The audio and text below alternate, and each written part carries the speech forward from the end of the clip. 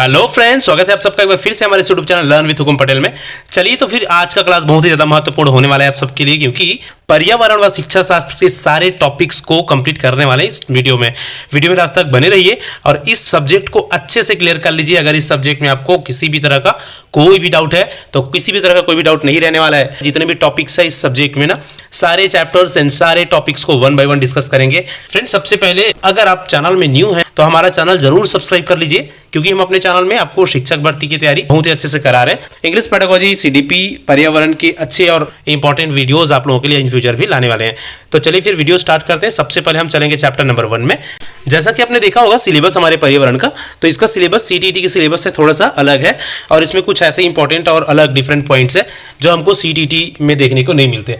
तो हम छत्तीसगढ़ जो शिक्षक भर्ती है ना, उसके पैटर्न के अकॉर्डिंग ये पीडीएफ पूरा इसमें आपको चैप्टर मिल जाएगा। इससे आप लोगों को स्टडी कराते हैं। सारे इंपॉर्टेंट पॉइंट्स को ना बहुत ही अच्छे से और शॉर्ट में आप लोगों को यहाँ पर रखा गया है। सारी चीजों को आप बहुत ही अच्छे से समझ जाएंगे। देखिए, सबसे पहला चैप्टर है हमारा स्वयं के पर्यावरण को समझना। तो देखो, क्योंकि हम पढ़ रहे हैं पर्यावरण, तो पर्यावरण क्या है उसको जानना बहुत जरूरी है। आई होप कि आप सभी को पता है।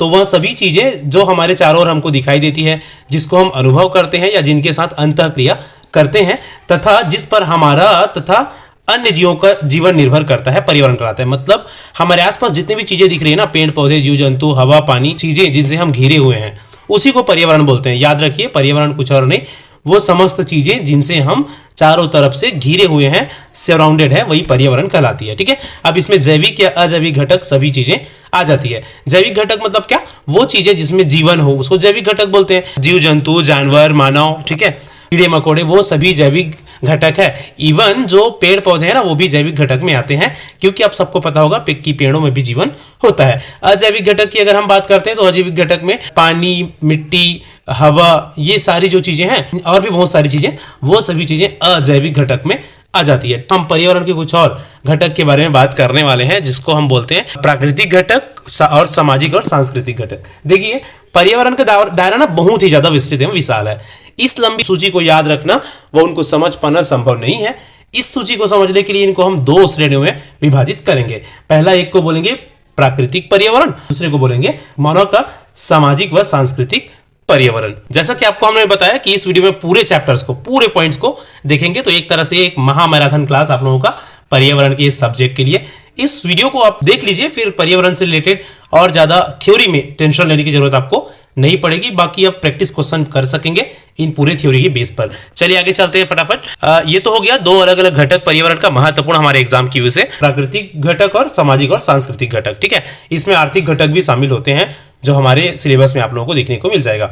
तो सामाजिक, सांस्कृतिक और आर्थिक घटक तीनों किससे संबंधित है? मानव से संबंधित है ना। अगला हम चलेंगे, चलिए। प्राकृतिक पर्यावरण में पौधे, जंतु, पृथ्वी, आकाश, सूर्य, वृक्ष, वायु, जल, मौसम, ऋतु, जलवायु इत्यादि शामिल है। तो ये सारे प्रमुख हो गए पर्यावरण के प्राकृतिक घटक में। अगला हम चलते हैं सांस्कृतिक और सामाजिक घटक में कौन कौन सी चीजें आती है। तो देखिए, सामाजिक सांस्कृतिक पर्यावरण में हमारे जो मानव समाज की जो घर, परिवार, परंपराएं, रीति रिवाज, रहन सहन, व्यवसाय तथा मानव द्वारा विकसित प्रत्येक वस्तु शामिल है। ठीक है। मानवीय पर्यावरण के जो घटक है, मतलब जो पर्यावरण के जो मानवीय घटक है, उसमें सामाजिक घटक, सांस्कृतिक घटक और आर्थिक घटक सभी शामिल हो जाते हैं। इसको याद रखिएगा। ठीक है। अगर हम चलिए चलते हैं पर्यावरण के घटकों की अंतःक्रियाएं। देखिए, ऊपर हमने पर्यावरण के अलग अलग घटक देख लिया है ना। हमने देखा प्राकृतिक घटक को, सामाजिक घटक, सांस्कृतिक घटक और आर्थिक घटक को। अब इन सभी घटकों में अंतःक्रिया कौन सी होती है? अंतःक्रिया मतलब होता है आपसी निर्भरता। ये जो दोनों घटक है वो कैसे एक दूसरे के ऊपर आपसी रूप से निर्भर होते हैं। ठीक है। देखिए, मानव समाज सभी प्राणी एवं अपने पर्यावरण पर निर्भर रहते हैं। ठीक है। मानव सहित सभी प्राणी, चाहे हम बात करें मनुष्यों का या हम बात करें किसी जानवरों का, सब के सब प्राणी एक दूसरे के ऊपर निर्भर रहते हैं। बिना एक दूसरे के कोई भी कंप्लीट नहीं है, आप लोगों को पता होगा। सब के सब ना पर्यावरण के हिस्सा है ना, उस पर असर डालते हैं और पर्यावरण के अन्य हिस्से उनसे अंतःक्रिया भी करते हैं। इस दौरान हमने अपने अस्तित्व को बनाए रखने के लिए उन्हें अपने को कुछ हद तक पर्यावरण के अनुरूप ढलना भी पड़ता है।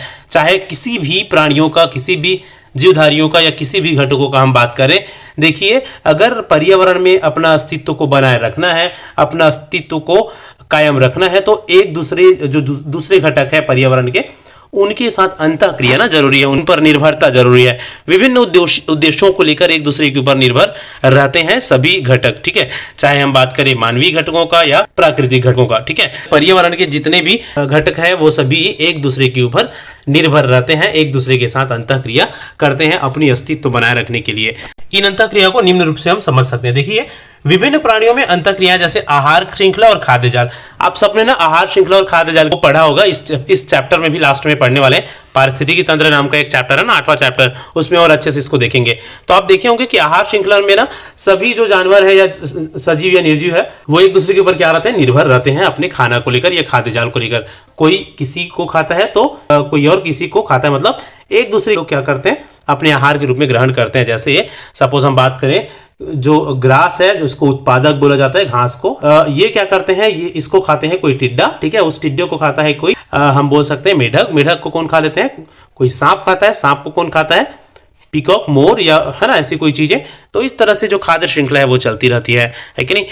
प्राकृतिक पर्यावरण के सजीव निर्जीव घटकों के बीच अंतःक्रिया जैसे भौतिकी, भूमि, जल चक्र, मृदा, मौसम, चट्टाने इत्यादि होती है, अंतःक्रिया होती रहती है, ठीक है। सजीव और निर्जीव घटकों के बीच में अंतःक्रिया होती रहती है यकीनन, तभी ये पूरा एक जीवन श्रृंखला है ना, वो बनी हुई है, एक दूसरे के ऊपर निर्भर है तभी। कि अगर हम बात करें पर्यावरण के सामाजिक एवं सांस्कृतिक घटकों का ना, तो उनमें होने वाली अंतःक्रिया थोड़ा सा हमको जटिल लगती है, क्योंकि इन अंतःक्रियाओं का केंद्र कौन है, मानव है। और जहां मानव किसी भी चीज का केंद्र होगा वहां चीजें आसान नहीं हो सकती। मानव का जो जितने भी चीजें हैं वो इतना ज्यादा व्यापक है कि चीजें थोड़ा सा कॉम्प्लिकेटेड या जटिल हो जाती है। चाहे हम बात करें सामाजिक घटकों का या सांस्कृतिक घटकों का, हम सबको देखने को मिलता है कि सामाजिक रूप से मनुष्य बहुत ही ज्यादा विस्तृत और विकासशील हो गए हैं, बहुत ही ज्यादा बड़े पैमाने में सामाजिक जो विभिन्नताएं हैं वो मानव में देखी जाती है कि नहीं। सांस्कृतिक विभिन्नताओं की भी अगर बात करें हम, तो सांस्कृतिक रूप से भी मानव समाज बहुत ही ज्यादा विस्तृत हो गया है और बहुत ही ज्यादा वाइड हो गया है। इसी कारण से इसमें थोड़ा सा अपेक्षाकृत जटिलता हमको अधिक देखने को मिलती है। ये क्वेश्चन आप लोगों को ये बन सकता है कि पर्यावरण के जो सामाजिक और सांस्कृतिक घटक है उसका केंद्र बिंदु कौन है कि नहीं। ऐसे क्वेश्चन आ सकते हैं, इसको आप याद रखेंगे तो कौन है इसके केंद्र बिंदु, मानव है, ठीक है। अगला हम देखते हैं सामाजिक सांस्कृतिक पर्यावरण को थोड़ा सा, और कि इसमें और कौन कौन सी चीजें सम्मिलित है। तो सामाजिक सांस्कृतिक पर्यावरण में हमारे आसपास के वे सभी चीजें सम्मिलित है जिनका निर्माण मानव अपनी ऊर्जा, औजार, कौशल और सामाजिक संस्थानों के रूप में करता है या सामाजिक संस्थानों के द्वारा करता है। वे सारी चीजें इसमें आ जाती है सामाजिक सांस्कृतिक पर्यावरण में, जिसका निर्माण मानव अपने किसी न किसी उद्देश्य की पूर्ति हेतु किया है। मानव भोजन, औषधि, लकड़ी व अन्य उत्पादों के लिए वनस्पति जगत पर निर्भर करते हैं। हरे पौधे सूर्य की ऊर्जा को ग्रहण करते हैं। प्रकाश संश्लेषण की इस प्रक्रिया के दौरान या इस प्रक्रिया के द्वारा ही हरे पौधे क्या करते हैं, अपना भोजन बनाते हैं, है ना। मानव और सभी जीव जंतु प्रत्यक्ष या अप्रत्यक्ष रूप से भोजन के लिए पौधे पर निर्भर है। जितने भी जीव जंतु है इस दुनिया में, इस पृथ्वी में, वो सभी जीव जंतु अपने भोजन के लिए किसके ऊपर निर्भर है, पौधों के ऊपर निर्भर रहते हैं, प्रत्यक्ष या अप्रत्यक्ष रूप से। ये जो निर्भरता होती है इसको बोलते हैं अंतःक्रिया या एक दूसरे के ऊपर निर्भरता। इसी तरह से अगर हम आगे बात करें तो जो हरे पौधे हैं प्रकृति में ऑक्सीजन और कार्बन डाइऑक्साइड में संतुलन बनाए रखने के लिए क्या करते हैं, कार्बन डाइऑक्साइड को प्रकाश संश्लेषण के दौरान अवशोषित करते जाते हैं और मानव जगत के लिए, जीव जगत के लिए क्या छोड़ते हैं, ऑक्सीजन की सप्लाई करते रहते हैं। वे मृदा में नमी भी बनाए रखते हैं और मृदा के ऊपरी सतह को जकड़े भी रखते हैं और मिट्टी के कटाव को रोकते भी हैं। तो इस तरह से जो पौधे हैं या पेड़ है वो एक बहुत ही महत्वपूर्ण रोल अदा करता है जंतु जगत के साथ अपने अंतःक्रिया में, ठीक है। सबसे प्रमुख रोल किसका है, पौधों का। एक क्वेश्चन भी देखने को मिला था हमको इससे रिलेटेड कि प्राकृतिक पर्यावरण निम्न में से किन घटकों से मिलकर बनता है। तो प्राकृतिक पर्यावरण जैसे कि हमने पढ़ा जैविक, अजैविक, इन दोनों घटकों से मिलकर बना होता है, ठीक है। तो ये ऑप्शन नंबर सी इसका सही आंसर था। सामाजिक घटक तो किससे मिलकर बना होता है, मानवीय पर्यावरण से, है कि नहीं। दो तरह के हमने पर्यावरण पढ़ा ऊपर, आपने देखा होगा तो, है ना, प्राकृतिक पर्यावरण और मानवीय पर्यावरण। मानवीय पर्यावरण में सामाजिक और सांस्कृतिक आते हैं, तो ये हमारा ऑप्शन था। जैविक और अजैविक घटक दोनों आ जाते हैं किसमें, प्राकृतिक पर्यावरण में। चलिए तो फिर इस तरह से चैप्टर 1 हमारे खत्म होते हैं। चैप्टर 1 में जितने भी इंपॉर्टेंट पॉइंट थे सभी को हमने अच्छे से डिस्कस किया है। देखिए पर्यावरण के घटक मेनली इसमें क्या क्या हमने देखा, एक बार थोड़ा सा और देख लीजिए। मेनली हमने इसमें देखा कि पर्यावरण क्या है, पर्यावरण के घटक कौन कौन से है ना, जिसमें हमने प्राकृतिक, सामाजिक और सांस्कृतिक अलग अलग पर्यावरण के घटक के बारे में जाना। उसके बाद हमने देखा कि ये अलग अलग जो पर्यावरण के घटक है उनकी जो अंतःक्रिया होती है वो किस तरह से होती है, किस तरह से वो सभी एक दूसरे के ऊपर निर्भर रहते हैं। चलिए अब हम चैप्टर नंबर 2 को डिस्कस करते हैं बहुत ही अच्छे से। आई होप कि आपको अच्छे से सभी चीज़ें समझ में आ रहा होगा। देखो चैप्टर 2 है आप लोगों का पर्यावरण के बारे में बच्चों की समझ। चैप्टर से हमको क्या पता चलता है कि बेसिकली इस चैप्टर में हमको ये जानना है कि जो पर्यावरण से रिलेटेड चीज़ें होती है बच्चे उसमें उनकी अपनी समझ कैसे स्थापित करते हैं, है ना। बच्चों की क्या समझ होती है पर्यावरण के बारे में। तो देखिए स्टार्ट करते हैं इसको, आगे चलते हैं इसमें। बच्चे सांस्कृतिक पर्यावरणीय अनुभवों और मान्यताओं के साथ और बहुत कुछ लेकर कक्षा में आते हैं। देखिए सबसे पहली चीज़ तो जब बच्चा स्कूल में जाता है ना तो बहुत सारे उनके माइंड में ऑलरेडी कंसेप्शन बनी हुई होती है पर्यावरण को लेकर। ये कंसेप्शन उनको कहाँ से मिला हुआ होता है? उनकी फैमिली से, उनके आस पड़ोस से, उनके फ्रेंड्स से। लेकिन इस कंसेप्शन के साथ, इस अवधारणाओं के साथ ना वो स्कूल में जाते हैं और स्कूल में जाकर उनको और भी बहुत सारी नई अवधारणाएं सीखने को मिलती है ना। उनकी अपनी भाषा है और जो उनको संस्कृति का हिस्सा है। देखो हर एक बच्चों में उनकी खुद की भाषा होती है जो उनके खुद के संस्कृति का हिस्सा होता है और उन्हीं भाषाओं में वो अपने पर्यावरण के ज्ञान को आगे बढ़ाते हैं। उनके अनुभवों को उजागर करने का प्रमुख औजार है क्या? उनकी अपनी भाषा, बच्चों की भाषा, है ना। हम पर्यावरण में मौजूद हर चीज़ को सीखने की सामग्री के रूप में इस्तेमाल करना चाहते हैं। इस दृष्टि से हमें यह समझना होगा कि आखिर बच्चे की दुनिया कैसी होती है। बेसिकली हम इसमें बच्चों की दुनिया की समझ देखेंगे कि उन लोग अपनी नज़रों से दुनिया को किस तरह से देखते हैं, है ना। देखिए तो पहला पॉइंट है इस टॉपिक में, इस चैप्टर में, बच्चों की नज़र में पर्यावरण के आयाम। बच्चों के नज़र में पर्यावरण के मुख्य रूप से कौन कौन से आयाम है? देखिए चींटी से लेकर सूर्य तक सब कुछ बच्चे के पर्यावरण में है। पर्यावरण में ना बच्चे हर चीज़ को देखते हैं, एक छोटी सी चीज़ को लेकर बड़ी से बड़ी चीज़ तक। यहाँ चींटी और सूर्य का तात्पर्य ये है कि हर एक छोटे से तिनका से लेकर बच्चा एक बड़ी से बड़ी चीज़ों को पर्यावरण में देखते हैं और वह उनके ध्यान व जिज्ञासा का केंद्र होता है। आप सभी ने देखा होगा कि बच्चा ना कई बार एक बहुत ही छोटे से छोटे चीज़ों में खो जाता है कि नहीं। बहुत ही छोटी चीज़ों में खो जाता है और उसको ध्यान से देखने लगते हैं। उसी तरह से जब भी कोई बहुत ही बड़ी चीज़ें देखती हैं तब भी से वो बहुत ही उनको अच्छे से और जिज्ञासु होकर उनको देखने लगते हैं, है ना। उनकी रुचियों में भौतिक पहलुओं की अधिकता दिखाई देती है। जो बच्चों की जो रुचि है उन्हें भौतिक पहलुओं की अधिकता दिखाई होती है, मतलब जो भौतिक रूप से जो दिखने वाली चीज़ें हैं ना उसमें उन लोग ज़्यादा रुचि लेते हैं। फिर सांस्कृतिक पक्षों का महत्व दिखता है और उसके बाद सामाजिक व राजनीतिक मुद्दों का अपने आसपास की बातों को लेकर। तो बच्चों के अवलोकन और प्रश्न बहु पैमाने होते हैं। देखो सबसे पहले ना हम सबको पता है कि बच्चा ना मूर्त रूप को अच्छे से देखता है। मूर्त रूप मतलब भौतिक स्वरूप को, है कि नहीं। भौतिक स्वरूपों को जानने के पश्चात ही बच्चे ना सांस्कृतिक, सामाजिक और राजनीतिक मुद्दों में अपनी समझ स्थापित करते हैं, ठीक है। तो इस चीज़ को आप याद रखेंगे। पर भिन्न व नए परिवेशों के जीवंत परिचय में उन्हें आनंद आता है और उनके मन में नई जिज्ञासा पैदा होती है। जैसे ही बच्चे ना नई नई चीज़ें, नई नई बातें सीखते जाती है, सुनते जाती है, उनके मन में ना नई नई जिज्ञासा का जन्म होते जाता है कि ये क्यों है और कैसे है ना। तो बच्चे ना पर्यावरण को एक अलग ही दृष्टि से, अपने खुद के एक अलग ही आयाम से उनके सारे पक्षों को देखती है। हर एक छोटे से छोटे चीज़ों से लेकर बड़ी से बड़ी जो भौतिक स्वरूप है उसका बहुत ही जिज्ञासा प्रवृत्ति से उसका अध्ययन करती है। अगर हम देखें 7-8 साल के बच्चे क्या क्या जानते हैं पर्यावरण के संबंधित में या पर्यावरण के संबंध में, ये एक टॉपिक है आप लोगों के सिलेबस में, आप देखेंगे तो देखो आप सबको पता है कि ना बच्चे बहुत सारी चीज़ें ऑलरेडी जानने लगती है स्कूल में आते आते तक पर्यावरण के बारे में, है ना। फिर भी से अगर हम देखें तो देखो हमने बच्चे की समझ और उनके नज़रियों के बारे में पढ़ा और समझा कि 7-8 साल की बच्ची अपने पर्यावरण के बारे में बहुत कुछ जानती है। यदि हम इस बात पर विचार करें कि बच्ची क्या क्या जानती है तो सबसे पहले यही विचार आएगा कि वह बहुत कम ही जानती होगी, लेकिन वास्तव में वह बहुत कुछ जानती है, ठीक है। वास्तव में वो बहुत कुछ जान लेती है बच्चे। जैसे बच्चे अपने आसपास के पेड़ पौधों के बारे में जानती है, उनके नाम क्या है, उनके रंग क्या है, कौन से पेड़ या पौधे पर कौन सा फूल लगता है। छोटे बड़े पेड़ उनकी छाया से मिलती है, वह उन पर झूल कर वे क्या करते हैं, उन पर झूले झूलते हैं या झूले डालते हैं, है ना। पशु पक्षियों के नाम को जानती है, उनकी बोलियों को भी पहचानती है, वे कहाँ रहते हैं, क्या क्या खाते हैं, कौन से बच्चे देते हैं या अंडा देते हैं, घोंसला बनाते हैं या नहीं बनाते, या दूसरे के घोंसला में रहते हैं, है ना। रिश्ते नातों के बारे में जानती है, परिवार के सदस्यों के बारे में जानती है, किस प्रकार का रिश्ता है, उसको किस नाम से संबोधित करना है ये भी जानता है, कौन कैसा व्यवहार करता है ये भी जानता है, और किस किस प्रकार की बात करना है ये भी जानता है। तो ये कुछ एग्जाम्पल्स हुए कि भाई एक 7 से 8 साल तक के बच्चे में कौन कौन सी समझ बेसिकली हमको देखने को मिलती है ना। वो और आगे अगर हम इसको देखें तो कौन सा चीज़ें गर्म है, कौन सी चीज़ें ठंडी है, गर्मी अर्थात ठंडी में पहने जाने वाले कपड़े, गर्मी में क्या खाते हैं, रंगों के बारे में जानते हैं, यातायात के साधनों के नाम जानते हैं, फसलें कहाँ उगती है उनके नाम, उसको कौन उगाता है इत्यादि जानते हैं वो, है कि नहीं। पड़ोस के बारे में जानती है, उनको क्या कहकर संबोधित करना है ये जानते हैं, दोस्तों के नाम जानते हैं, वे कहाँ रहते हैं ये जानते हैं। तो इस तरह से ना बहुत सारी चीज़ें यहाँ आप देख पा रहे होंगे, है ना। बहुत सारी चीज़ें ऑलरेडी बच्चे 7-8 साल तक की उम्र तक जान, सीख या समझ जाते हैं, ठीक है। ये बहुत सारी चीज़ें आप लोगों को दिख रहा होगा। तो इन सारी चीज़ों को जानने के बाद बच्चा अपना खुद का उदाहरण या खुद का समझ विकसित करने लगता है इस पर्यावरण को लेकर, ठीक है। तो ये तो हो गई कि बच्चे ना क्या क्या जानते हैं 7 से 8 साल तक के बच्चे। ये कैसे पता करें कि वो कौन कौन सी चीज़ों के बारे में जानते हैं, अगर पता करने वाली बात है तो देखिए थोड़ा सा उसको एक एग्जाम्पल के थ्रू से समझते हैं जल्दी से। बच्चा पर्यावरण के बारे में क्या क्या जानता है, इसके जानने के कई तरीके हो सकते हैं।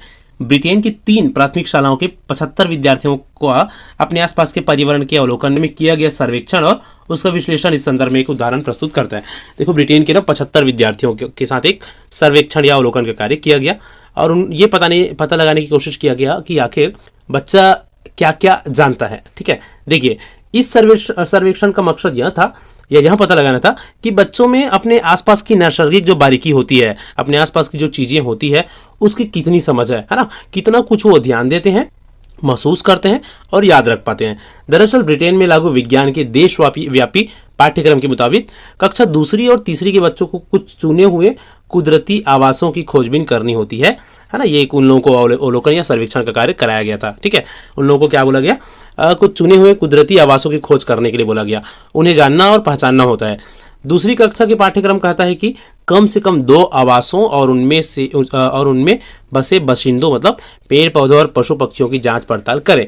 इनमें उनसे ये उम्मीद की जाती है कि उन तरीकों का भी पता लगाए जिनसे ये बाशिंदे या ये जो रहने वाली चीज़ें हैं वो अपने आवासों में रह पाते हैं या किस तरह से रहते हैं। मतलब ये एक सर्वेक्षण या इस तरह के एक्टिविटीज़ के माध्यम से आप पता लगा सकते हैं कि बच्चा पर्यावरण के बारे में क्या क्या जानता है। तो बेसिकली बस ये बोला जा रहा है बेसिकली कि ना हम किसी अवलोकन के थ्रू, किसी सर्वेक्षण के थ्रू या किसी एक्टिविटीज़ के थ्रू, किसी क्रियाकलाप के थ्रू बच्चों को प्रकृति में ले जाकर बच्चों को उन सब चीज़ों से जीवंत परिचय कराकर ये देख सकते हैं, ये जान सकते हैं, ये समझ सकते हैं कि वो क्या क्या चीज़ें जानती है और कौन कौन सा नॉलेज प्रकृति के प्रति उनमें है, ठीक है।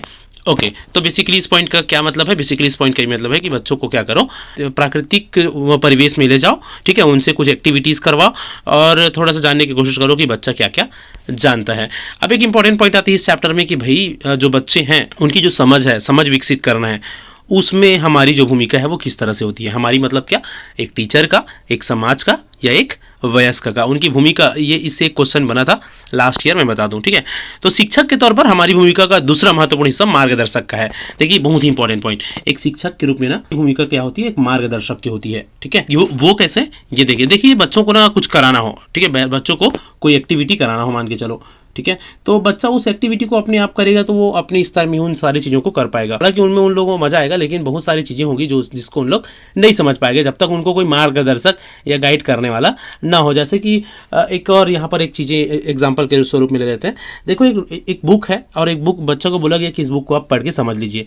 तो कई बार ना बच्चों की जो मानसिकता होती है उतना विकसित नहीं रहता, या कई बच्चे ऐसे होते हैं जो खुद से पढ़कर चीज़ों को नहीं समझ सकते, लेकिन अगर कोई इनको गाइड करने वाला हो, कोई मार्गदर्शक हो, कोई टीचर हो जो उनको थोड़ा सा समझाए, ठीक है, उनको सिर्फ मार्गदर्शित करें, मार्गदर्शन की ज़रूरत होती है, सारी चीज़ें उन लोगों को अच्छे से समझ में आने लगता है। तो यही है, इसी तरह से बच्चे भी हैं, ठीक है। थोड़ा सा आप लोग देखेंगे तो फूलों के बारे में आपने कोई गतिविधि कराने को कहा और विद्यार्थियों को भी इस गतिविधि में मजा आया। मान के चलो फूलों के बारे में कोई गतिविधि बच्चों को करने के लिए बोल दिया गया, ठीक है, मगर बच्चों को पता नहीं है कि फूलों का अध्ययन कैसे करना है, ठीक है। जाहिर है कि उन्होंने फूलों को कई बार तो देखा है, उनको फूलों के नाम भी पता होंगे, मगर फूलों को खोलने के तरीके और उनके अंदर के भागों को देखने आदि के बारे में उनको कोई योजना नहीं है। ऐसे में शिक्षक की भूमिका अहम हो जाती है। इस प्रक्रिया में आप तो विद्यार्थियों को फूल खोलने का तरीका बताएंगे भाई कि किसी भी फूल को किस तरह से ओपन किया जाए। फूलों के अंगों का अवलोकन करने की ओर ध्यान दिलाएंगे उनको। तो इस तरह से एक्टिविटी या खेल खेल में बच्चा ना फूलों से संबंधित या पौधों से संबंधित बहुत सारी चीज़ों को सीख सकता है। तो मार्गदर्शक की भूमिका होती है एक टीचर का किसी भी गतिविधि में या बच्चों के सीखने में, ठीक है। तो इस तरह से बेसिकली इस पॉइंट में या इस चैप्टर में ये मुख्य चीज़ें हैं कि भाई देखो कौन कौन सा चीज़ें था। मेन हमारा ये चैप्टर 2 क्या था, पर्यावरण के बारे में बच्चों की समझ की बच्चे पर्यावरण के आयाम को कितना समझते हैं, कितना जानते हैं। 7-8 साल के बच्चे कितना जानते हैं, उनके जानने को किस तरह से परखा जा सकता है ना, और उनके सीखने में एक शिक्षक की भूमिका क्या होती है, तो मार्गदर्शक की भूमिका होती है। अब हमारा अगला चैप्टर है चैप्टर नंबर 3, पर्यावरण अध्ययन क्यों पढ़ाएं। पर्यावरण अध्ययन क्यों पढ़ाएं। देखिए पर्यावरण में आपके सिलेबस में जितने भी पॉइंट है ना, हर एक पॉइंट को हम इस वीडियो में इस क्लास में डिस्कस करने वाले हैं। कोई भी पॉइंट, कोई भी सिंगल पॉइंट इस क्लास में आपके नहीं छूटेंगे पर्यावरण के। तो इस पूरे क्लास को लास्ट तक आप जरूर देख लीजिए, कंप्लीट रिवीजन हो जाएगा आपका इस सब्जेक्ट से रिलेटेड। चैप्टर नंबर 3 अगर हम देखें तो इस चैप्टर की बेसिक चीज़ें क्या है या इस चैप्टर का बेसिक पॉइंट क्या है, पर्यावरण अध्ययन को हमको क्यों पढ़ाना चाहिए किसी भी बच्चों को। देखिए पर्यावरण अध्ययन को पढ़ाने की जब हम बात करते हैं तो पर्यावरण में ना लगभग सारी चीज़ें समाहित हो जाती है। हमारे आसपास का जो परिवेश है ना, हमारा पर्यावरण एक तरह से पर्यावरण को विज्ञान के साथ जोड़ा जाता है, ठीक है। विज्ञान में या जियोग्राफी में हम जो पढ़ते हैं, जो चीज़ें पढ़ते हैं, लगभग उसी तरह की चीज़ें हमारे आसपास की चीज़ें पर्यावरण में भी पढ़ते हैं। तो पर्यावरण को बिल्कुल भी हमारे स्टडी से या हमारे खुद से अलग नहीं किया जा सकता, ठीक है। अगर हम इसको देखें तो अब देखिए पर्यावरण अध्ययन का प्रारंभ हमारे आसपास से शुरू होकर धीरे धीरे इसका विस्तार विश्व स्तर तक होता है। हमारे पर्यावरण की सबसे बड़ी विशेषता यह है कि इसमें सजीवों का विकास, पोषण के लिए आवश्यक तत्व एवं प्रक्रियाएं विद्यमान है।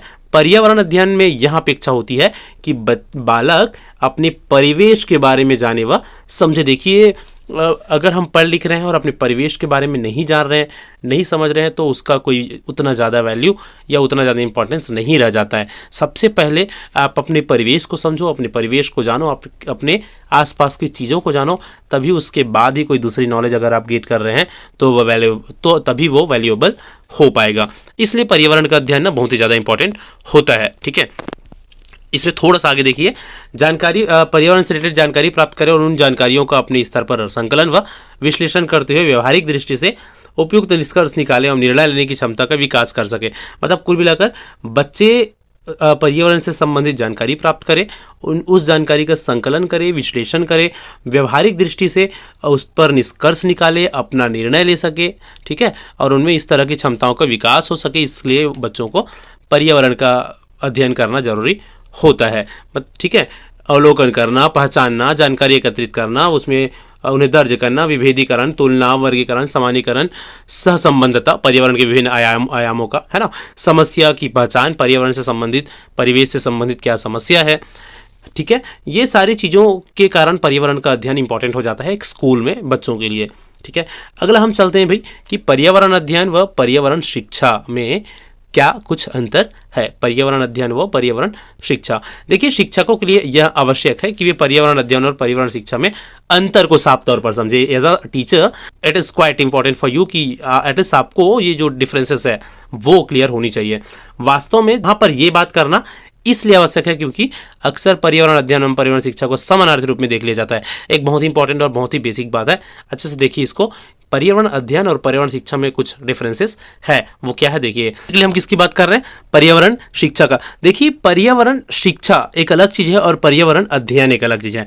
जैसे कि हमने देखा भाई शिक्षा में हम क्या पढ़ेंगे कि देखिए जो पर्यावरण से संबंधित जो चीज़ें हैं वो हमारे लिए किस तरह से प्रभावी है, किस तरह से महत्वपूर्ण है, कैसे हमको पर्यावरण को बचा के रखना चाहिए, है ना, किस तरह से हम पर्यावरण और अपने बीच के संबंध को समझें और एक दूसरे के साथ इनकी निर्भरता को जानें, और पर्यावरण में जितनी भी चीज़ें हैं वो सबका महत्व को समझाना बच्चों को, ठीक है। पर्यावरण संरक्षण के बारे में बच्चों को शिक्षा देना, पर्यावरण के प्रति बच्चों को संवेदनशील बनाना, बच्चों को एक ऐसा जीवन शैली बनाने के लिए प्रोत्साहित करना जो पर्यावरण के हित में हो और उनमें ना पर्यावरण से संबंधित एक अच्छे मूल्य का विकास करना। ये सब क्या है, पर्यावरण शिक्षा है। क्या है, पर्यावरण शिक्षा है। कुल मिलाकर पर्यावरण के संरक्षण, उनके बचाव से संबंधित या उनके बचाव से रिलेटेड बच्चों को ना शिक्षित करना कि उन लोग पर्यावरण को अच्छे से समझे और उनकी हित में अपना काम करें, वो क्या हो गया, पर्यावरण शिक्षा हो गया। कुल मिलाकर देखो शिक्षा मतलब ना पर्यावरण से रिलेटेड बच्चों में एक मूल्य का विकास करना या समझ का विकास करना या पर्यावरण के हित में बच्चों को सोचने के लिए प्रोत्साहित करना, वो क्या हो गया, पर्यावरण शिक्षा हो गया। लेकिन जब हम पर्यावरण अध्ययन की बात करते हैं ना, तो वो सारी चीज़ें पर्यावरण अध्ययन में समाहित हो जाती है। जो बच्चा जिसको पढ़ते हैं पर्यावरण, जिसमें मानव के बारे में पढ़ना, मानव के समाज के बारे में पढ़ना, ठीक है, विभिन्न तथ्यों के बारे में जानना, सांस्कृतिक, सामाजिक, आर्थिक चीज़ों के बारे में जानना, समझना, बहुत सारी चीज़ें समग्र रूप से समझना, ठीक है, ये हो गया पर्यावरण अध्ययन। मतलब हम ये बोल सकते हैं यहाँ पर थोड़ा सा अगर आप समझेंगे ना, तो हम ये बोल सकते हैं कि पर्यावरण अध्ययन के तहत ही पर्यावरण शिक्षा आती है। मतलब पर्यावरण शिक्षा पर्यावरण अध्ययन का ही एक छोटा सा पार्ट है। जब हम पर्यावरण अध्ययन बच्चों को पढ़ाने के लिए जाते हैं ना, तो उसी कड़ी में हम बच्चों को पर्यावरण शिक्षा का भी ज्ञान कराते हैं। तो पर्यावरण शिक्षा पर्यावरण अध्ययन के अंतर्गत आने वाली एक पॉइंट है। तो ये अंतर हो गया किसमें, पर्यावरण अध्ययन में और पर्यावरण शिक्षा में। आई होप कि आप समझे होंगे इस चीज़ को। अब हम चलेंगे कि पर्यावरण अध्ययन पाठ्यक्रम के सरोकार कौन कौन से, मतलब पर्यावरण अध्ययन को के पाठ्यक्रम को जो हमारे सिलेबस में रखा गया है ना, या करिकुलम में रखा गया है, उसका क्या महत्व है, क्या उद्देश्य है। पर्यावरण अध्ययन के पाठ्यक्रम के सरोकार के रूप में ना हम प्राथमिक स्तर पर भिन्न घटकों की बात करते हैं। ठीक है, देखो पर्यावरण अध्ययन कार्यक्रम के 4 प्रमुख घटक है। पहला है मूल्य या सही गलत की धारणा को बच्चों को समझाना, ठीक है, पर्यावरण से संबंधित अवधारणाओं के विकास करना, जानकारी प्रोवाइड करना और कौशल का विकास करना। ये चारों घटक आप याद रखेंगे। ये क्या है, प्राथमिक स्कूलों में पर्यावरण अध्ययन कार्यक्रम के 4 प्रमुख घटक याद रखिएगा। सही गलत का विकास या मूल्य का विकास, अवधारणा, जानकारी और कौशल, ठीक है। इन सभी घटकों के माध्यम से बच्चों को पर्यावरण की से रिलेटेड बातों को अच्छे से समझाया जाता है, सिखाया जाता है और उनको पर्यावरण से संबंधित चीज़ों को सीखने में, समझने में मदद की जाती है। तो ये सभी चारों घटक आप याद रखेंगे। अवधारणाओं की समझ, ठीक है, देखो बच्चों में ये जो घटक है हमने देखा है ना, बच्चों में अवधारणाओं की समझ, मतलब बच्चों में एक तरह का जो भी अवधारणा है पर्यावरण संबंधी, उसको किस तरह से विकसित करना है, इस पर विशेष ध्यान दिया जाना चाहिए।